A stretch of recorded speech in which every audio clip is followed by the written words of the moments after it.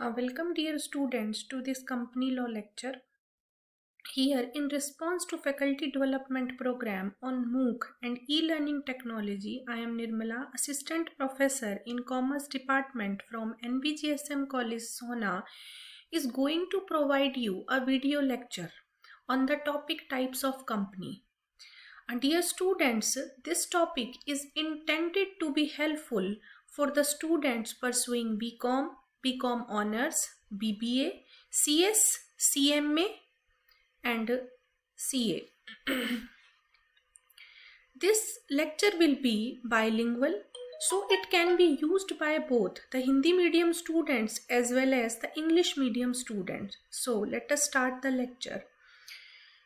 Generally हम बहुत सारी कंपनीज के बारे में सुनते हैं.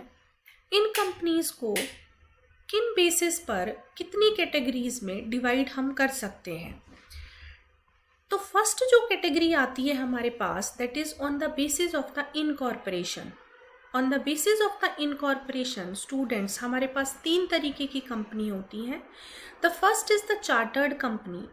चार्टर्ड कंपनी स्टूडेंट्स वह कंपनीज होती हैं जिनको कि किंग और क्वीन एक चार्टर पास करते हैं और चार्टर पास करने के बाद में ये कंपनी एग्जिस्टेंस में आती है. इनकॉर्पोरेशन का मीनिंग ही स्टूडेंट्स यही होता है कि कंपनी किस तरीके से एग्जिस्टेंस में आती है.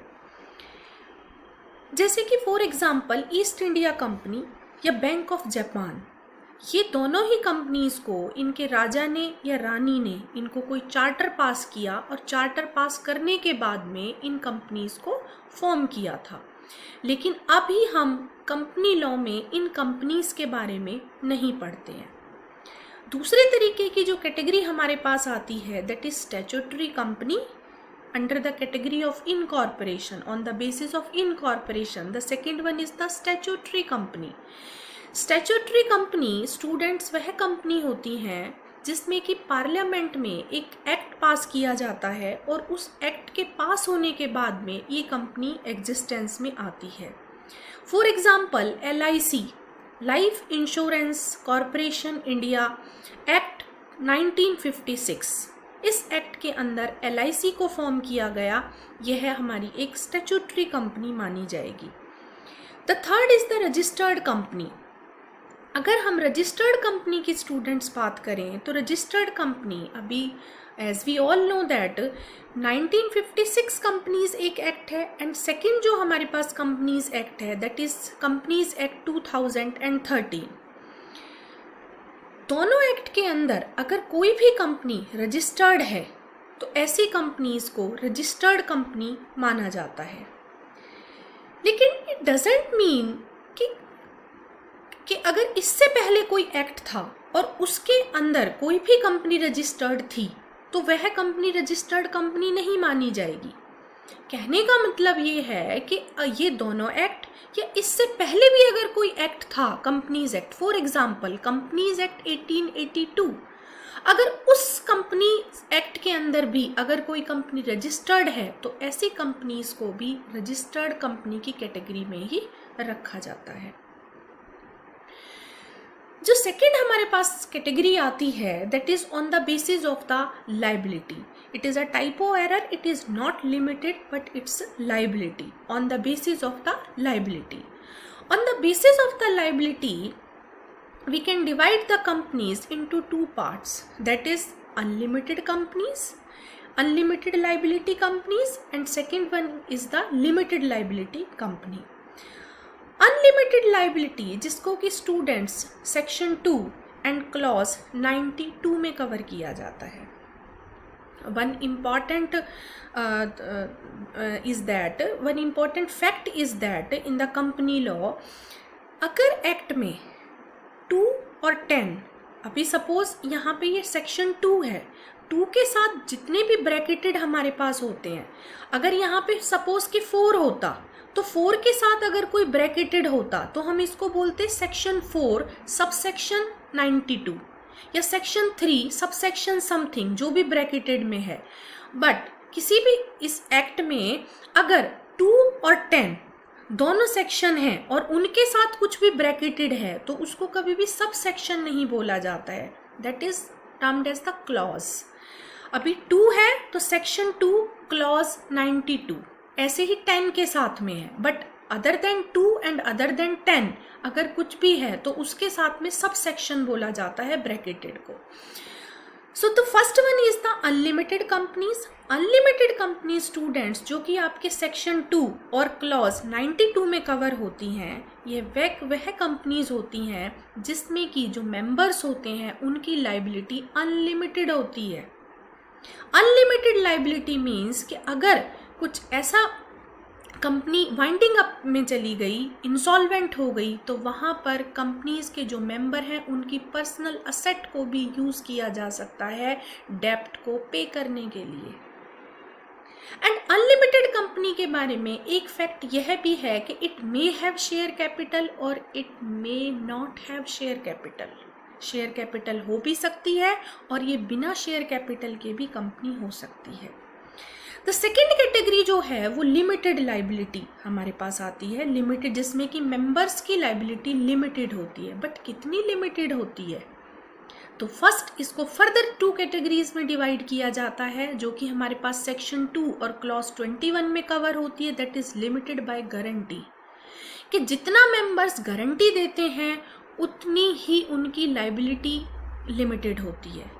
फॉर एग्जाम्पल कि मैं किसी कंपनी में ये गारंटी दे देती हूँ कि मैं वाइंडिंग अप के टाइम पर 2 लाख रुपए पे करूँगी, तो मेरी लाइबिलिटी वाइंडिंग अप के टाइम पर ही अराइज होगी। और स्टूडेंट्स कितने पैसे के लिए अराइज होगी? दैट इज 2 लाख रुपीज़, क्योंकि मैंने गारंटी ही वाइंडिंग अप के टाइम पे दी है और 2 लाख रुपीज़ की दी है। The second company is the limited by share capital and covers under section 2 clause 22। Limited by share capital में जो सबसे इम्पॉर्टेंट हमारे पास कंपनीज कवर होती हैं that is 2 private company and public company. Private company जो कि सेक्शन 2 और क्लॉज 68 में कवर होती हैं और पब्लिक कंपनी जो कि सेक्शन 2 और क्लॉज 71 में कवर होती हैं। स्टूडेंट्स, प्राइवेट कंपनीज कौन सी कंपनीज होती हैं? ऐसी कंपनीज जिन पर कि 3 रेस्ट्रिक्शंस होते हैं। 3 restrictions को we can learn 3 restrictions with the help of the R, L and P। R means restrictions, L means limitation and P means prohibition। 3 restrictions होती हैं इन पे। restrictions means कि इसमें जो मेंबर्स होते हैं वो फ्रीली ट्रांसफ़र नहीं कर सकते शेयर्स को, इसमें शेयर ट्रांसफ़र पर रेस्ट्रिक्शन होते हैं। एल मीन्स लिमिटेशन, इसमें लिमिटेशन है, इसमें मिनिमम जो मेंबर्स होते हैं प्राइवेट कंपनी के केस में 2 होते हैं और मैक्सिमम 200 हो सकते हैं, इससे ज़्यादा नहीं। पी मीन्स प्रोहिबिशन, इसमें प्रोहिबिटेड है, इसमें आप शेयर के ट्रांसफर्स पर रेस्ट्रिक्शन है, इसमें लिमिटेशन है मेंबर्स की और इसमें प्रोहिबिशन भी है। अब पब्लिक कंपनी कौन सी कंपनीज होती हैं? पब्लिक कंपनी वह कंपनीज होती हैं जिसमें कि ये तीनों ही रेस्ट्रिक्शंस नहीं है। इजीली शेयर्स को ट्रांसफ़र किया जा सकता है, इसमें लिमिटेशन भी नहीं है मेंबर्स की, मिनिमम 7 की है बट मैक्सिमम इसमें कोई रेस्ट्रिक्शन नहीं है, और प्रोहिबिशन इसमें जनरल पब्लिक को public private company share issue नहीं कर सकती है, ये प्रोहिबिटेड है in case of private company, लेकिन in case of public company ये अलाउड है। पब्लिक कंपनी जनरल पब्लिक को शेयर्स ऑफर करती है, शेयर्स इशू करती है। पब्लिक कंपनी को भी फर्दर हम 2 कैटेगरीज में डिवाइड कर सकते हैं, लिस्टेड और अनलिस्टेड। लिस्टेड कंपनीज वह कंपनीज होती हैं जो कि किसी भी स्टॉक एक्सचेंज में रजिस्टर्ड हैं, लिस्टेड हैं, और अनलिस्टेड जो कि रजिस्टर्ड किसी भी स्टॉक एक्सचेंज में नहीं है। तो ये हमारे पास प्राइवेट कंपनी और पब्लिक कंपनी होती है। One important point is that कि प्राइवेट कंपनी के केस में क्या कोई minimum paid up share capital की भी क्या कोई रिक्वायरमेंट है? यस, पहले जो कंपनीज एक्ट था उसमें 1 लाख मिनिमम 1 लाख रुपीज़ की मिनिमम पेड अप कैपिटल की रिक्वायरमेंट थी, और पब्लिक कंपनी के केस में 5 लाख रुपए की मिनिमम पेड अप कैपिटल की रिक्वायरमेंट थी। लेकिन amendment act 2015, companies amendment act 2015 आने के बाद में ये रिक्वायरमेंट को अभी ख़त्म कर दिया गया है। On the basis of the control अगर हम डिवाइड करें इस कैटेगरीज में हमारे पास 4 तरीके की कंपनीज आती हैं. The first company is the government company जो कि कवर होती है क्लॉज 2, जो कि कवर होती है सेक्शन 2 क्लॉज 45 में. गवर्नमेंट कंपनी वह कंपनी होती है जिसमें कि central government, state government plus और स्टेट और सेंट्रल गवर्नमेंट दोनों मिला के या 2 स्टेट की गवर्नमेंट या फिर 1 स्टेट की गवर्नमेंट के पास में किसी भी कंपनी के 50% से ज़्यादा के शेयर कैपिटल पर उसका कंट्रोल होता है. तो ऐसी कंपनी को जिस पर कि 50% से ज़्यादा का कंट्रोल है, स्टेट गवर्नमेंट का, सेंट्रल गवर्नमेंट का, स्टेट प्लस सेंट्रल गवर्नमेंट का, 2 स्टेट की गवर्नमेंट का या फिर स्टेट की गवर्नमेंट का कंट्रोल है 50% से ज़्यादा शेयर कैपिटल पर, तो ऐसी कंपनी को गवर्नमेंट कंपनी माना जाता है. होल्डिंग कंपनी कौन सी कंपनी होती है? As the name suggest, holding company जिसके पास होल्ड है किसी कंपनी का. अभी देखिए होल्डिंग कंपनी और सब्सिडरी कंपनी में क्या रिलेशनशिप होता है. होल्डिंग कंपनी जो कि कवर होती है सेक्शन 2 क्लॉज 46 में और सब्सिडरी कंपनी जो कि कवर होती है सेक्शन 2 क्लॉज 87 में. होल्डिंग कंपनी फॉर एग्जांपल एक कंपनी है एक्स और दूसरी कंपनी है वाई.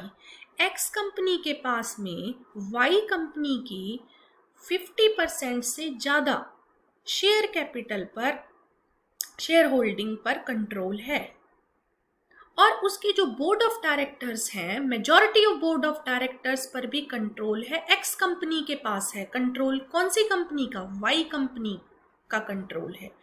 तो क्योंकि एक्स कंपनी के पास होल्ड है, एक्स कंपनी के पास कंट्रोल है, कितनी शेयर होल्डिंग पर? 50% से ज़्यादा, मेजॉरिटी. तो एक्स कंपनी को होल्डिंग कंपनी माना जाएगा इन केस और वाई कंपनी को सब्सिडरी कंपनी माना जाएगा. Second thing is that subsidiary company की सब्सिडरी कंपनी भी सब्सिडरी कंपनी मानी जाती है. इसी तरीके से फर्स्ट में जो कि हमने सेक्शन 2 गवर्नमेंट कंपनी के केस में पढ़ा है, तो गवर्नमेंट कंपनी की जो सब्सिडरी कंपनी होती है उसको भी गवर्नमेंट कंपनी माना जाता है. तो होल्डिंग कंपनी जिसके पास होल्ड है majority of board of directors का या मेजॉरिटी ऑफ शेयर होल्डिंग पर, तो ऐसी कंपनी को होल्डिंग कंपनी कहते हैं और जो कंपनी उसके अंडर कंट्रोल में है उसको सब्सिडरी कंपनी कहते हैं. The next is the associate company. Associate company students वह कंपनी होती है जिस पर कि किसी कंपनी का सिग्निफिकेंट कंट्रोल होता है, सिग्निफिकेंट इन्फ्लुएंस होता है. फॉर एग्जाम्पल एक कंपनी है एक्स और एक कंपनी है वाई. एक्स कंपनी के पास में वाई कंपनी के पर सिग्निफिकेंट इन्फ्लुएंस है. अभी स्टूडेंट्स ये सिग्निफिकेंट इन्फ्लुएंस का क्या मतलब है? What is the meaning of this term? Significant influence means कि 20% शेयर होल्डिंग, 20% से ज़्यादा और 50% से कम. 20% से ज़्यादा शेयर होल्डिंग पर और 50% से कम शेयर होल्डिंग पर अगर किसी भी कंपनी का कंट्रोल है किसी दूसरी कंपनी के शेयर होल्डिंग पर, तो ऐसी कंपनी जिसके पास होल्ड है वो होल्डिंग कंपनी हो गई और जो उसके 20% से लेके 50% तक शेयर होल्डिंग पर जो उसके अंडर कंट्रोल में है वो वह कंपनी हमारे पास एसोसिएट कंपनी हो गई. आई एम रिपीटिंग अगेन, 20% से ज़्यादा बट 50% से कम, क्योंकि अगर 50% से ज़्यादा पे कंट्रोल हुआ तो फिर वो रिलेशनशिप हो जाएगा होल्डिंग कंपनी और सब्सिडरी कंपनी का. लेकिन अगर 50% से कम है बट 20% से ज़्यादा है तो ऐसी कंपनीज में दो में क्या रिलेशनशिप होता है? होल्डिंग कंपनी और एसोसिएट कंपनी का. इसको बोलते हैं सिग्निफिकेंट कंट्रोल, सिग्निफिकेंट इन्फ्लुएंस बोलते हैं इसको. अगर 50% से ज़्यादा की शेयर होल्डिंग पर कंट्रोल है तो रिलेशनशिप होता है होल्डिंग कंपनी और सब्सिडरी कंपनी का. बट अगर 20% से ज़्यादा बट 50% से कम पर है तो इसको बोलते हैं होल्डिंग कंपनी और associate company. So this is the major categories of the types of the company. So thank you very much for this lecture.